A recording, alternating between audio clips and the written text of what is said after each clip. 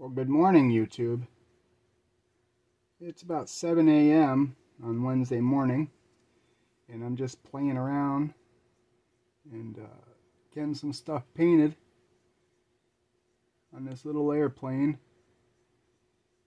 But I wanted to jump on and show you what I was doing. I decided to take a leap and put together an airplane. So let's show you what I'm doing. So up until last night, this was a sealed kit. It's a Supermodel Reggiane, is that how you say that? Reggiane RE 2000 Falco I in 1/72 scale. And like I said, it was sealed up until last night. Decals are in the box. At first I thought the decals were yellow, but it's actually on yellow paper. So we're going to try it out and see. But I built planes before back in the day, not too many of them, and they didn't turn out too bad, but that's not my forte. You know, I like cars and trucks. But I figured that I needed something a little bit different, and this seemed to be a little bit more simple, less parts count, and I figured, let me give it a shot. You know, I see you guys building planes all the time, and it looks like a lot of fun. Just something to break up the monotony. Obviously, you're probably sick of hearing the H word, but yeah, I can't do anything else until the humidity breaks around here. And this morning at 9 o'clock, I have a dental appointment, so I just figured I'd do a couple simple things. I'm painting the jugs on the radial engine right here, painting them semi-gloss black, and then I'll paint these silver. And yeah. So you guys probably saw my little man last night. Get that. Can you see him? I don't know what I'm doing. You think I should dull coat that? That's gloss brown paint that I used, and semi-gloss black on the boots. And I used acrylic. I think the tan that I used for his skin tone is a little bit too light. I might have to find something that has a little bit more flesh color to it. I don't think he came out too bad for not using any magnification. But you guys are commenting an awful lot on that other video I did about what I should build for the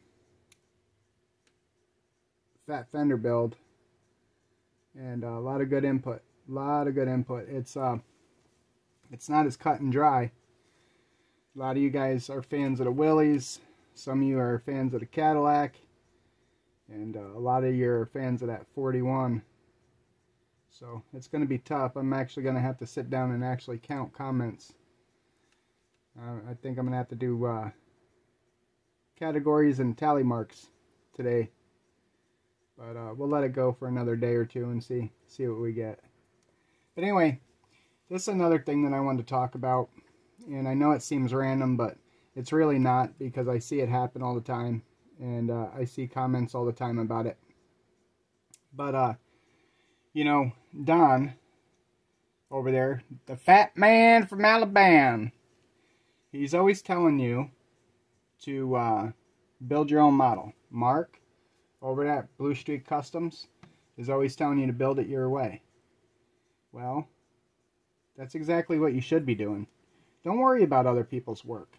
There's always going to be somebody that's a little bit better than you, or a lot better than you. And then there's other people that are doing it for fun. They couldn't care less how it turns out, as long as it looks good on their shelf. And that's the way you should be building. Sure, I'd like to increase my skills. I see a lot of phenomenal builders out there. There's builders out there that are way better than I. But I don't let it discourage me. What I do is I go to that person who I admire their work and I say, hey, I'd like to be able to do that. Can you show me how you do that? And 9 times out of 10, they're willing to show you. They're willing to teach you.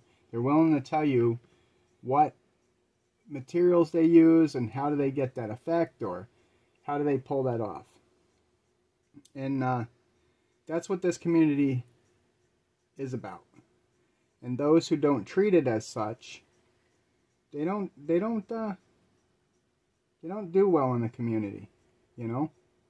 Most people that I know in the community are willing to help others out with their builds or materials, tips, techniques, what have you. You guys know what I'm saying. But for you guys that get discouraged and you make comments like, oh, I think I'm going to quit because I'm not good, or I'm going to take a break because I think my builds look like crap compared to everybody else's. Nope. It's fine to take a break if you're getting burnt out. I understand. But maybe consider, instead of taking a break or leaving the hobby altogether, why don't you grab a snap together kit? Go ahead and paint detail it and wire detail it and all kinds of stuff, and then just snap it together.